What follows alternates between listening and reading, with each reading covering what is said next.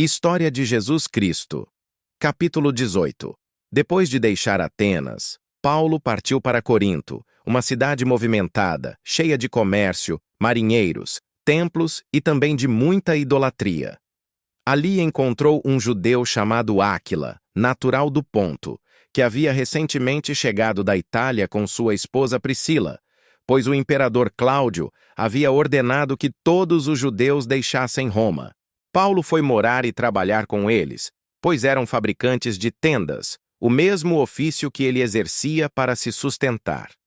Durante a semana trabalhava com as mãos, e aos sábados ia à sinagoga, onde discutia e tentava convencer tanto judeus quanto gregos.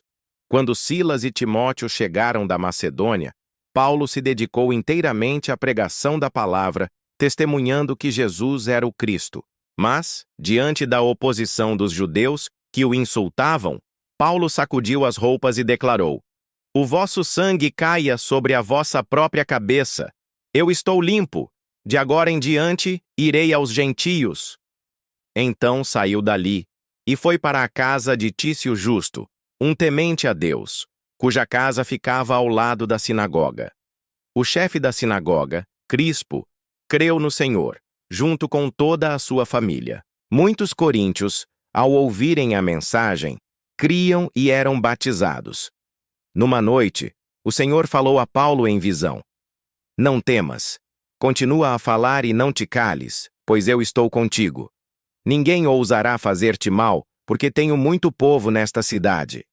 Assim, Paulo permaneceu em Corinto por 1 ano e meio, ensinando a palavra de Deus.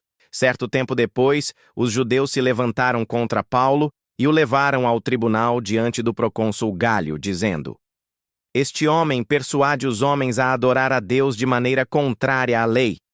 Mas antes que Paulo pudesse falar, Gálio respondeu: "Se fosse alguma injustiça ou crime, eu os ouviria, ó judeus. Mas, se é questão de palavras, nomes e de vossa própria lei, tratai disso entre vós. Não quero ser juiz dessas coisas." E os expulsou do tribunal. Então todos se voltaram contra Sóstenes, o novo chefe da sinagoga, e o espancaram diante do tribunal. Mas Gálio não se importou com isso. Depois de muitos dias em Corinto, Paulo se despediu dos irmãos e partiu para a Síria, levando consigo Priscila e Áquila. Em Cencreia, cortou o cabelo por causa de um voto que havia feito. Chegando a Éfeso, entrou na sinagoga e discutiu com os judeus. Estes pediram que permanecesse mais tempo, mas ele não consentiu.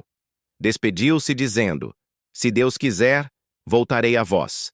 E partiu para Cesareia, subiu a Jerusalém, saudou a igreja e depois desceu a Antioquia.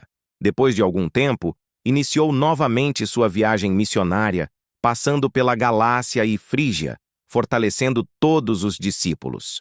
Enquanto isso, em Éfeso, chegou um judeu chamado Apolo, natural de Alexandria. Era homem eloquente e poderoso nas Escrituras.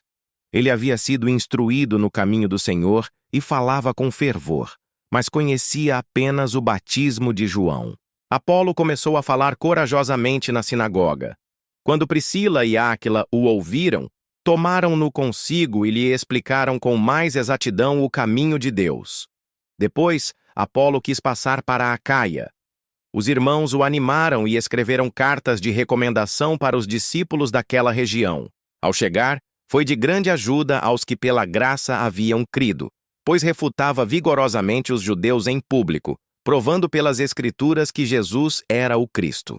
Assim, enquanto Paulo avançava em suas viagens, Deus levantava também novos obreiros, mostrando que a missão do Evangelho não dependia de um homem apenas, mas do poder do Espírito Santo, que capacita a todos os que se colocam em suas mãos. Se este capítulo edificou sua vida, deixe seu comentário e compartilhe este vídeo para que mais pessoas recebam esta mensagem de esperança e fé.